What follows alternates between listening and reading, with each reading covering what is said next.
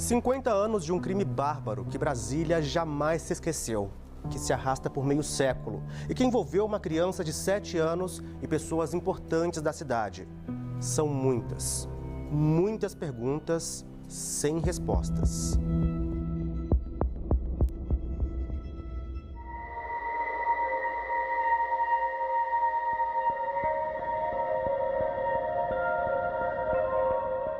A investigação não chegou a bom termo, até por interferência política do mais alto escalão da República. Quando o delegado Aidano Faria disse isso, 30 anos atrás, já se passavam 20 desde que Ana Lídia Braga havia sido encontrada morta, aos 7 anos. Nascida em julho de 1966 no antigo Hospital Dom Bosco, a menina era filha de Álvaro Braga e Heloísa Rossi, ambos servidores públicos, e era irmã de Cristina, de 21 anos, e Álvaro, de 18, uma família de classe média. Uma criança que todos diziam ser meiga e adorável.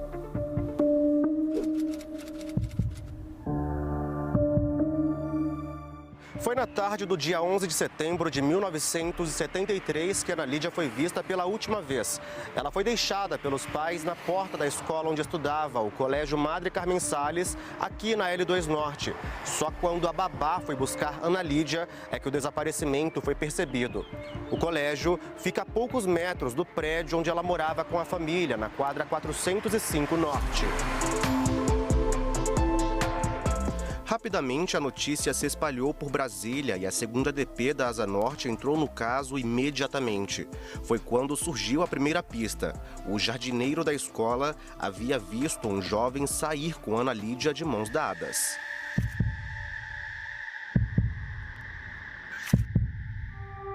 Um rapaz alto, jovem e de cabelos castanhos. Essa foi a descrição que o jardineiro fez do homem que teria buscado a menina na escola.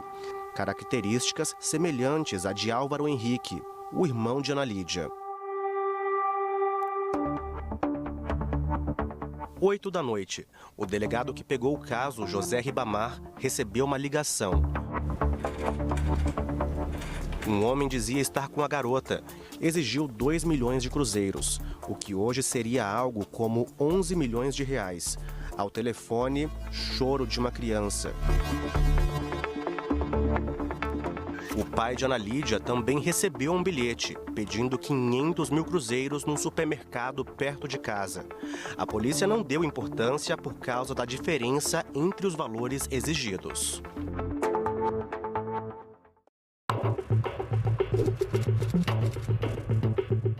Naquela madrugada, a polícia passou a buscar pela menina em áreas de mata, começando pela Ponte do Bragueto.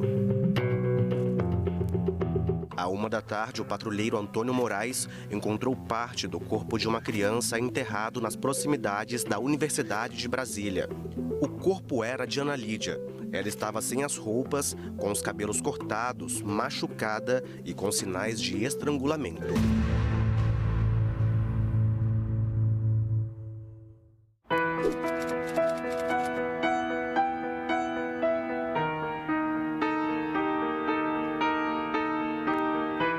Não se passaram 48 horas do desaparecimento e Ana Lídia era sepultada no Campo da Esperança, sob forte comoção popular.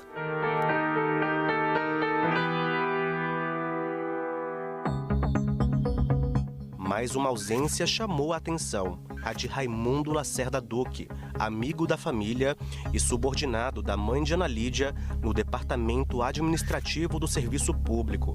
A justificativa dele: tinha viajado para Anápolis para visitar parentes. Com base no depoimento do jardineiro, ainda em 1973, a polícia começou a investigar o irmão de Ana Lídia, Álvaro Henrique e Raimundo Duque. A suspeita é que eles teriam planejado o sequestro para conseguir dinheiro e pagar dívidas com traficantes. Nesse trecho da ação civil, consta que após descobrir que estava sendo investigado, Raimundo fugiu para Conceição do Araguaia, no Pará, com uma identidade falsa, sob o nome de Rolando Franco Gomes. Ele ficou hospedado por alguns dias na casa do oficial de justiça, José Bonfim da Aparecida, e foi encontrado pela polícia em fevereiro do ano seguinte. A investigação durou pouco mais de um ano e resultou na prisão dos dois. Em 1974, eles foram soltos por ausência de provas. Mesmo assim, o Ministério Público decidiu denunciar os dois pela morte de Ana Lídia. Já tem alguma pista com relação ao caso? Ainda não. O senhor acredita, então, que o irmão de Ana Lídia não tenha praticado o crime? Eu acredito que diretamente ele não tenha praticado o crime. Entre outros fatos, houve ali no ano de mais ou menos em maio de 1974, menos de um ano após o fato, a proibição total, a censura de se mencionar qualquer situação desse caso, seja por meio escrito ou divulgado de qualquer outro meio. Então, houve essa censura, literalmente.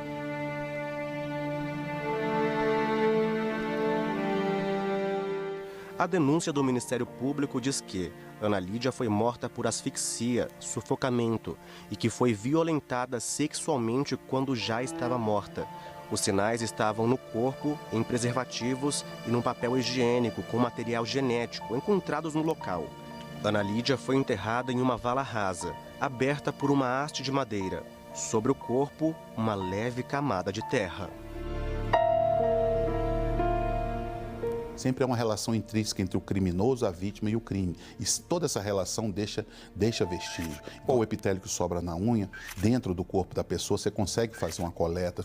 Só que à época não existia essa técnica. Nossa polícia ainda era muito assim, baseada em depoimentos.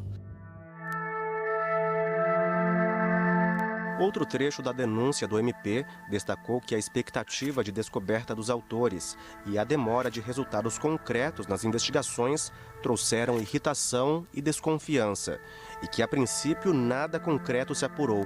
As dificuldades das investigações se juntaram às falhas técnicas e humanas. Por exemplo, embora Álvaro e Raimundo tenham sido apontados como responsáveis pelo crime, a investigação nunca analisou as impressões digitais deles para comparar com os sinais encontrados perto do corpo e nas cartas com pedidos de resgate.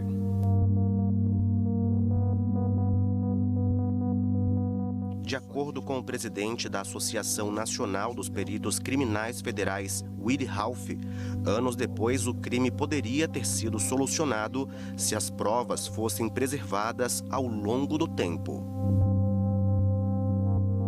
Na verdade, a essa época, 50 anos atrás, não existiam técnicas, nem havia esse costume na polícia de utilizar técnica como temos hoje o DNA para determinação de autoria de crime.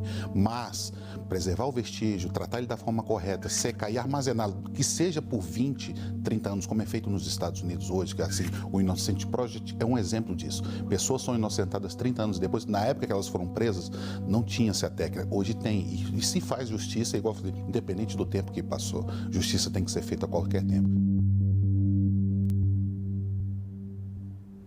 Na próxima reportagem, filhos de políticos importantes surgem na investigação do caso Ana Lídia e o processo não vai para frente em plena ditadura militar do governo Médici.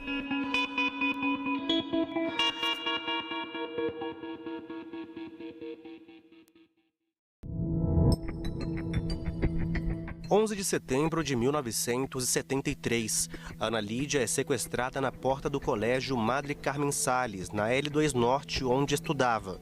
Em menos de 24 horas, é encontrada morta em um matagal perto da UNB, com sinais de tortura e estupro. Álvaro Henrique Braga, o irmão de 18 anos, e Raimundo Duque, amigo da família, são apontados como os principais suspeitos. Foi o que você acompanhou na primeira reportagem desta série.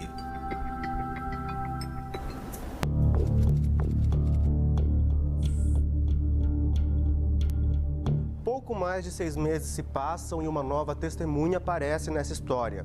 É Fátima Soares Maia. Ela diz ser próxima de Álvaro e Duque. E em depoimento à polícia conta que eram usuários de drogas e que Duque sequestrou, torturou e estuprou ela em um matagal.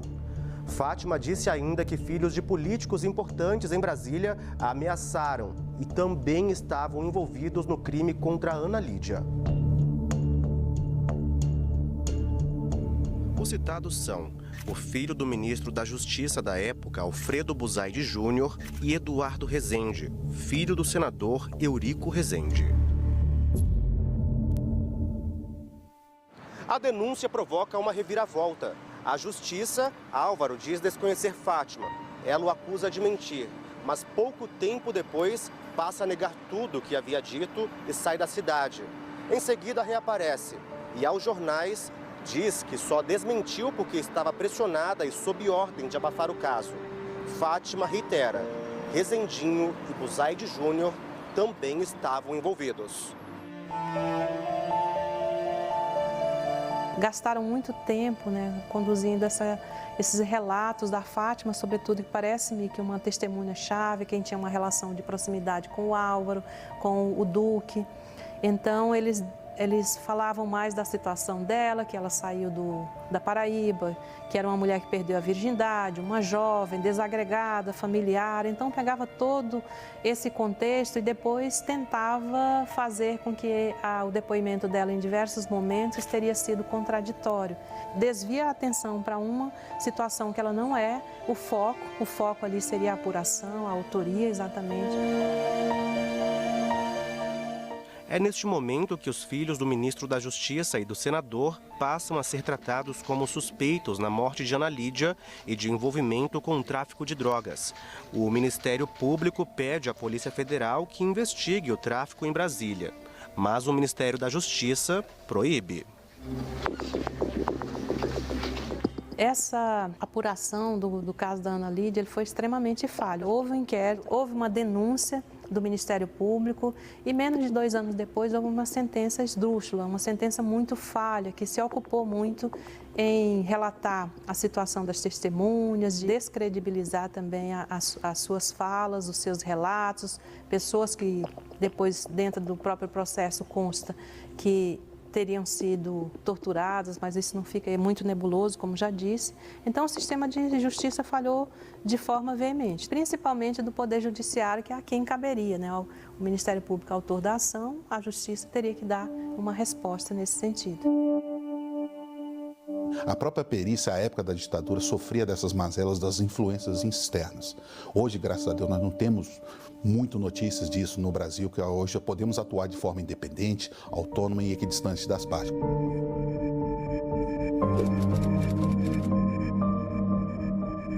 Álvaro Henrique Braga e Raimundo Duque foram presos por suspeita de envolvimento na morte de Ana Lídia e por causa do depoimento de Fátima. Só existem indícios que poderiam levá-lo a acreditar numa possível vinculação dele com o fato lamentável contado nesse processo. Esses indícios são todos eles baseados em depoimentos auridos na fase inquisitorial e depurados posteriormente no Ministério Público do Distrito Federal, somente com a presença do procurador designado para o caso, sem a presença do advogado das partes, portanto, inexistindo contraditório.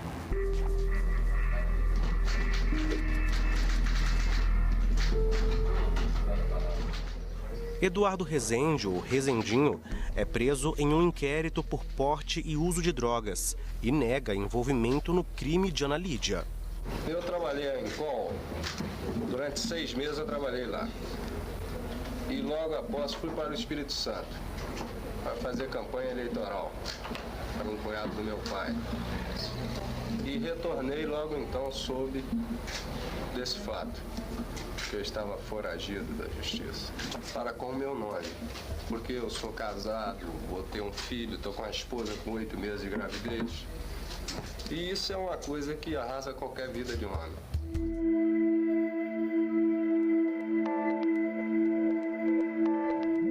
Para o pai, o senador Eurico Rezende, a prisão do filho foi uma, abre aspas, lamentável exploração, procurando envolver filhos de cidadãos ligados à vida pública nacional, fecha aspas. Ele escreveu isso em um artigo publicado nos jornais da época. Como houve uma intervenção do Estado no inquérito, de duas uma. Ou aquela repercussão, aquele crime estava trazendo um saldo negativo muito grande para o Estado, ou como estávamos na época da ditadura, talvez tivesse um protecionismo a determinada pessoa ou determinadas pessoas. Então, se houve um tipo de proteção, se houve uma proteção, automaticamente a gente já diz que outras pessoas estariam envolvidas.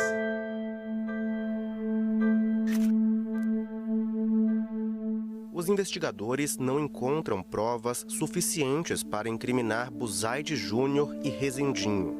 Os dois não são indiciados. Esse é um processo claro em que houve, por parte da autoridade policial, aqueles que conduziam a investigação, uma eleição daqueles que eles queriam que fossem os principais suspeitos, em detrimento de um abandono de outras versões que aparecem no curso da investigação e que poderiam ser razoáveis, precisavam ser testadas para fins de abandonar uma hipótese diferente daquela que a polícia queria.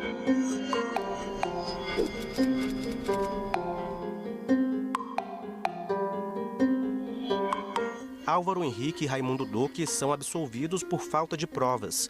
A polícia não analisou a carta encontrada no supermercado e entregue ao pai de Ana Lídia, pedindo o resgate da menina. Um retrato falado do suspeito foi feito na época do crime, mas não foi divulgado. E nunca houve exame para identificar o material genético que estava nos preservativos e no papel higiênico, encontrados ao lado do corpo de Ana Lídia.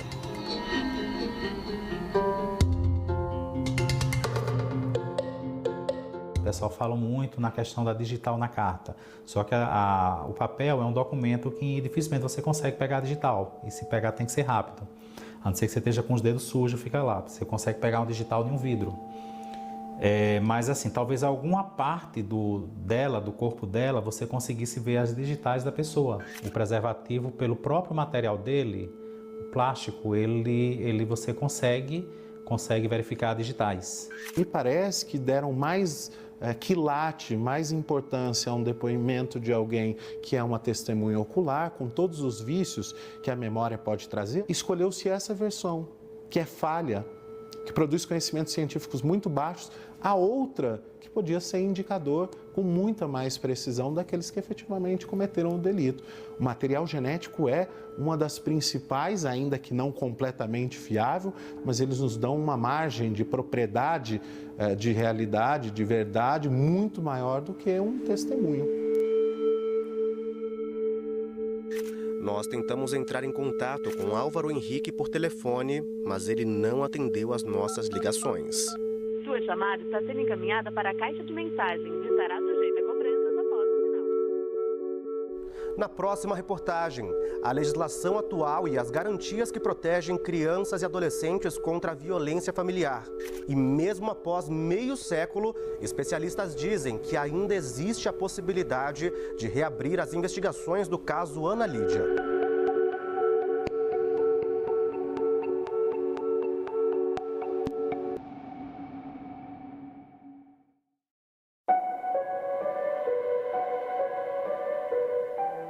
Uma nova testemunha aparece. O nome dela é Fátima e os filhos do ministro da Justiça, Alfredo Buzaide, e do senador Eurico Rezende passam a ser tratados como suspeitos na morte de Ana Lídia, mas são absolvidos por falta de provas.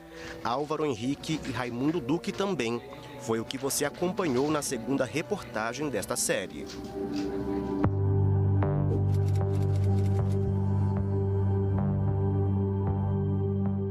20 anos se passaram. O Ministério Público ofereceu a denúncia e a Justiça decidiu inocentar Álvaro e Raimundo Duque. Para o MP, mesmo que o assassino se apresente hoje, ele não pode ser mais preso porque o crime está prescrito. Especialistas afirmam, 50 anos depois, ainda é possível investigar o caso. existe uma maneira de ter uma resposta em 2023, uma resposta, ainda que ela seja no âmbito administrativo, mas também é possível juridicamente uma revisão, mesmo após todo esse período. Todos aqueles que portam um título de cidadão podem chegar a uma autoridade policial, podem chegar ao Ministério Público, podem chegar ao Poder Judiciário e realizar uma queixa, uma notícia-crime, por exemplo. E dizer, olha, naquele caso houve uma omissão dolosa e eu tenho provas. E isso abrir uma investigação sensata, dessa vez criteriosa, com aquilo que aconteceu. Com certeza, essa documentação ainda existe. Então, diante da atual conjuntura que estamos hoje, da livre manifestação, da liberdade de expressão, inclusive da liberdade de imprensa, então esses documentos são públicos.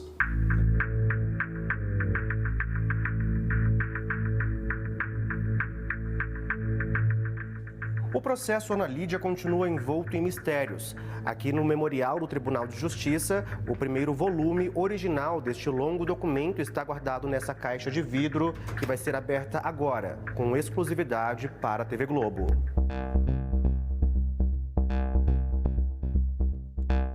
São cerca de 200 páginas na primeira edição de um longo processo, quase todas amareladas por causa do tempo que resistiram. As fotos do crime são fortes, por isso não vamos mostrar. O documento está guardado há 10 anos no memorial. A última tentativa de reabertura do caso foi em 1991, pelo então ministro do governo Collor, senador Jarbas Passarinho. Mas isso nunca aconteceu. A reabertura de processo não é algo tão simples, né? Existem normas processuais que impõem a necessidade de novos elementos, de novas provas, de novos indícios. Se houve uma absolvição de mérito, ou seja, se aquele suspeito inicialmente indiciado, denunciado e depois absolvido, por exemplo, num tribunal do júri, aquela sentença não pode ser revista contra ele próprio. A gente não tem essa figura no direito brasileiro. Ninguém gosta de ter um corpo e não ter um autor dos fatos. De 1973 para cá, muita coisa mudou em relação às leis que ampliam direitos e a segurança para crianças e adolescentes. Em julho de 1990, a maior de todas, o Estatuto da Criança e do Adolescente. E desde maio do ano passado, a lei Henri Borel foi criada a partir de outro caso de violência brutal, mas que agora tornou hediondo o crime de homicídio contra quem tenha menos de 14 anos. A Lei Henri Borel, hoje, ela está para as crianças, assim como a Lei Maria da Penha está para as mulheres. Para mim, é um sentimento de que estamos fazendo o caminho certo. Mais e mais crianças estão recebendo medida protetiva, os agressores estão sendo afastados. O sentimento é que estamos no caminho certo, que estamos fazendo a coisa certa e que, infelizmente, o meu filho não está mais aqui, mas ele já está fazendo a diferença nessa sociedade. A legislação brasileira está muito mais preparada para cuidar da criança, em especial cuidar dessa primeira infância. E esses atos normativos, essas legislações, auxiliam também a apontar quem são aqueles que devem zelar e cuidar das crianças, a quem o Estado obriga a ter um dever de cuidado. Para preservar essa memória, o nome de Ana Lídia foi dado a um dos lugares mais icônicos da capital federal, um parque dedicado às crianças, que já existia quando a menina foi morta. Se chamava Yolanda Costa e Silva, esposa do presidente general Arthur da Costa e Silva. Ainda em 1973, ano do crime, passou a ter o nome de uma de suas frequentadoras, a menina Ana Lídia. Nele fica o foguetinho, um dos símbolos da infância de boa parte dos brasilienses. E anos depois, passou a integrar o parque da cidade. O caso também virou tema desse livro, Silêncio na Cidade, que estampa na capa a menina e o parque. O autor é filho de um dos peritos criminais que participou das investigações. Diz que Brasília perdeu a inocência, né? A partir daquele dia, a partir que foi noticiada a morte da Ana Lídia, a gente perdeu a inocência. A gente achava que vivia numa cidade segura, né?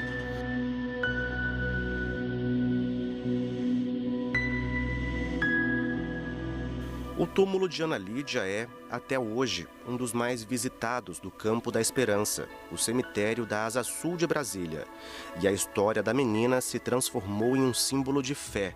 Uma legião de pessoas acredita que Ana Lídia é capaz de fazer milagres. Acredito que ela é uma santa, porque foi a morte mais bárbara que eu já vi.